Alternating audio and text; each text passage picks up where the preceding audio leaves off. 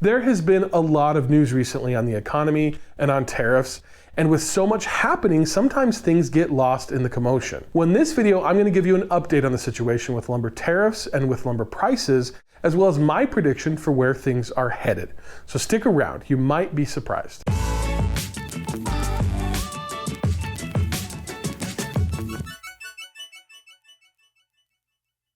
The past few weeks have been tumultuous.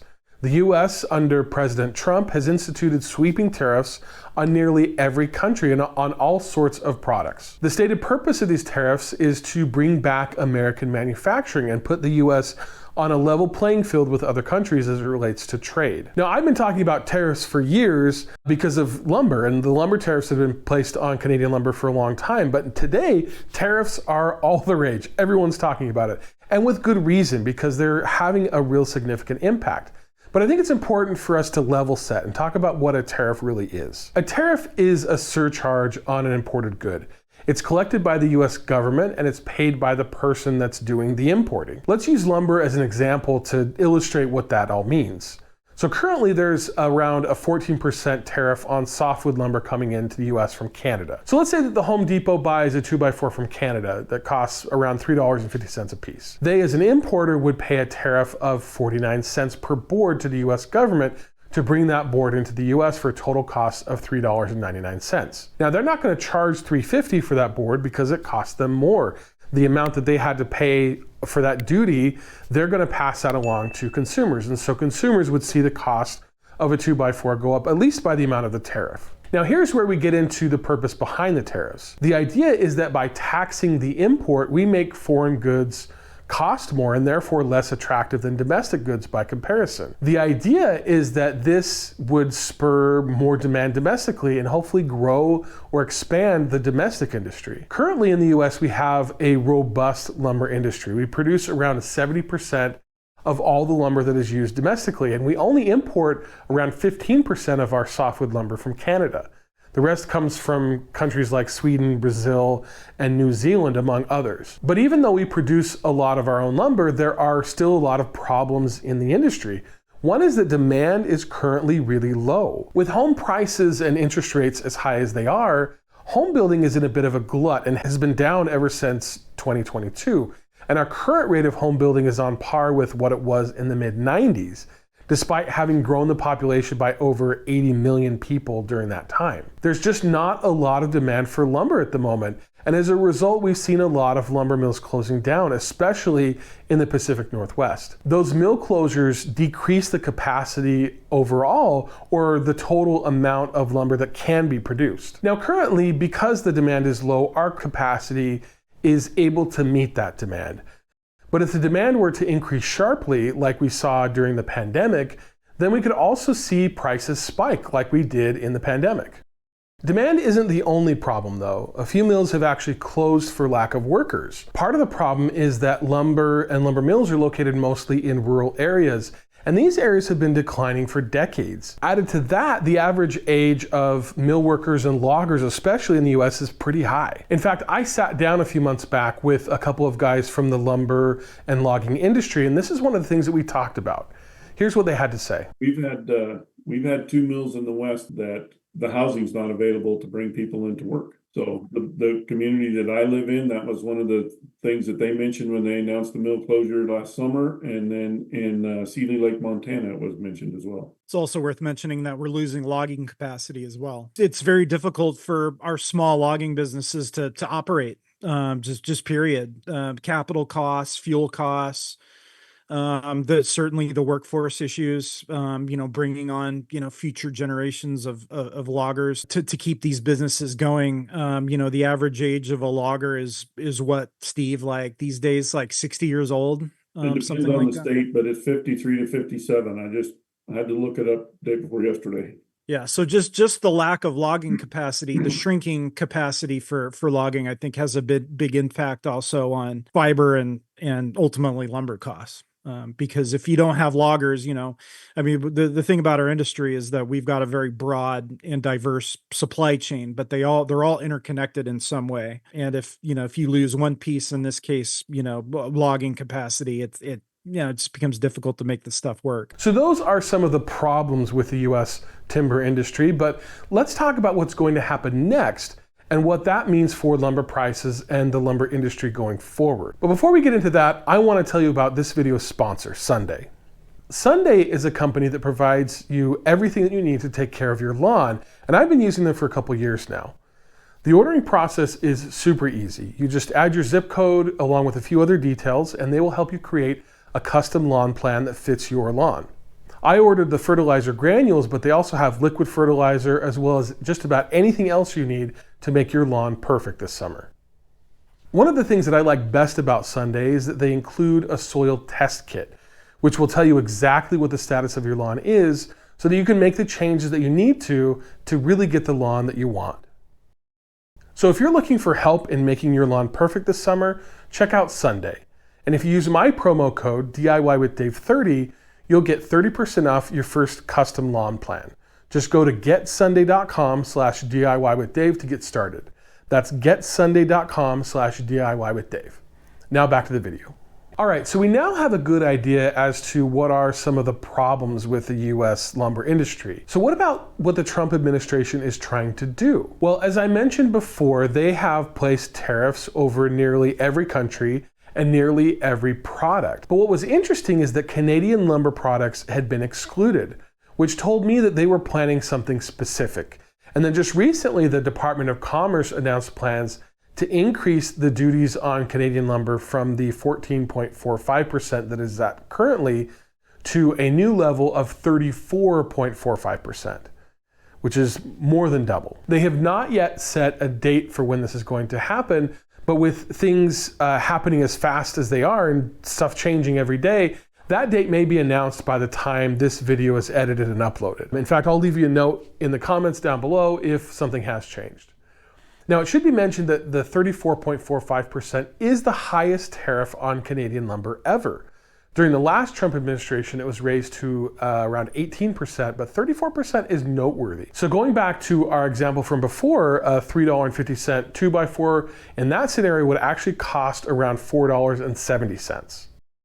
Now, like all tariffs, there are going to be winners and there are going to be losers in this. The winners, of course, are the domestic producers. They are going to now have more breathing room. There's going to be less competition from Canada, which means that they will be able to increase their profit margins and perhaps expand their operations. Now, I don't know if this means that they're going to be reopening mills that have closed or if they'll be building new mills, but part of the challenge with this new reality that we find ourselves in is that there really isn't any certainty.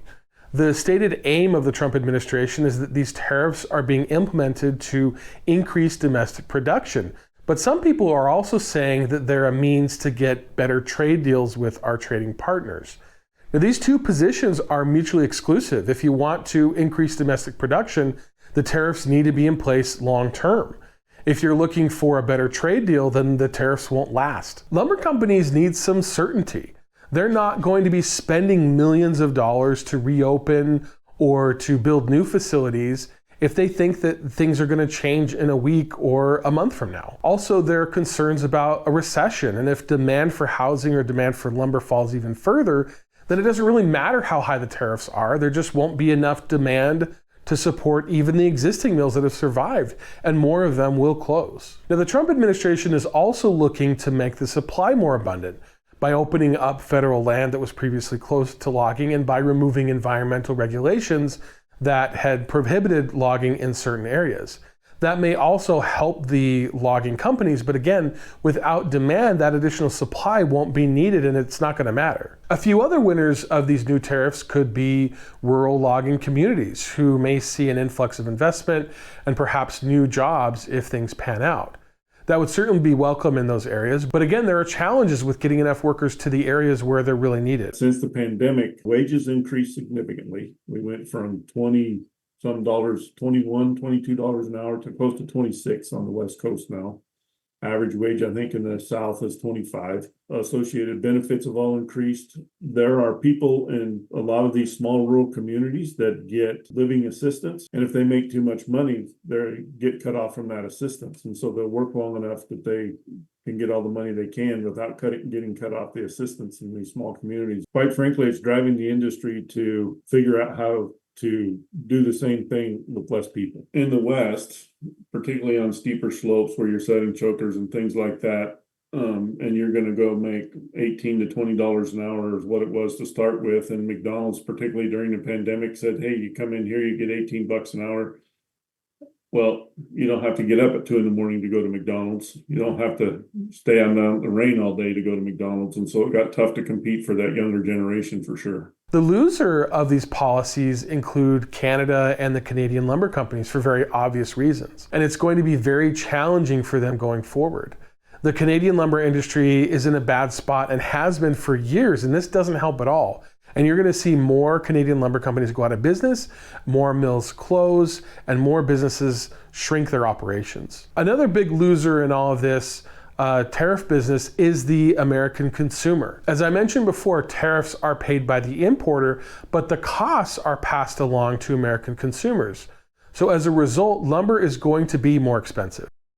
Additionally, tariffs also give domestic producers an excuse to raise their prices, even beyond what they are now. Now, some people may call that price gouging, and maybe you're right, but the timber industry sees it as relief. They are dying here, and having the ability to raise prices to earn a bit more money, to invest in new infrastructure, or hire more people, or to save mills that would have otherwise closed is welcome news for them and something that they'll jump at the chance to do. So by how much will they increase their prices? Well, no one knows exactly, but some economists have predicted that they would raise their prices by at least 5%. But if I had to guess, it would probably be at least a third of the tariff amount, around 12% or so on average, but it could definitely be more. If we take a look at softwood lumber futures prices for the past year, we can see that they have been steadily increasing, especially in the past few weeks, in anticipation of the higher tariffs. In fact, from the 1st of January to the end of March of this year, lumber futures prices increased by about 20%. And if we zoom out, we can see that at the end of March, lumber futures prices were at a high. But since the announcement of broad tariffs on nearly every country, the prices have dropped by around 15%. Now, while that sounds like a good thing for consumers, the reason for that drop should be alarming to all of us.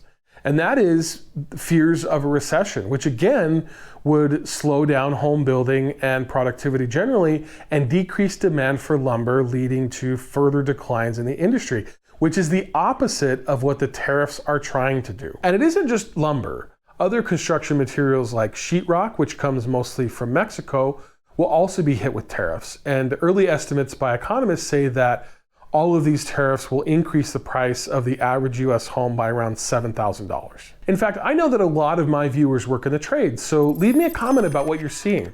Are you seeing prices increase significantly, or are you seeing them come down? How does this compare to what things were like during COVID or during other volatile times that you've been around? I always get great comments on my videos, so please share your thoughts and also check out what other people are saying. What's interesting to me though is that prices at stores have actually been pretty steady for a while now. And according to my own tracking data, the price of sheet goods has actually come down. And with the volatility in the market recently, I don't know when that is going to change. One thing I do know is that it is going to change. Tariffs will undoubtedly raise lumber prices for the average consumer. When and by how much remains to be seen. And there are a lot of variables to be factored into the equation, including demand, supply, tariff, and trade negotiations, and whether we slip into recession. But the thing is that prices today are very near the bottom. Mills have been closing because their costs for things like fuel, electricity, insurance, and labor have all gone up. There's a floor at which these mills can no longer afford to operate, and so they end up closing. And every mill that closes reduces the capacity overall, which keeps prices steady in the short term. We are close to that floor, and in my opinion, prices only have one way to go, and that's up. At the end of the day, though, tariffs are a tool. They're an important tool that should be used sparingly. Tariffs should be targeted and planned and well thought out. These broad tariffs don't appear to be any of those things. And for them to be effective in pushing domestic production, they need to be in place for the long term. But in the meantime, they're doing all sorts of damage to the economy.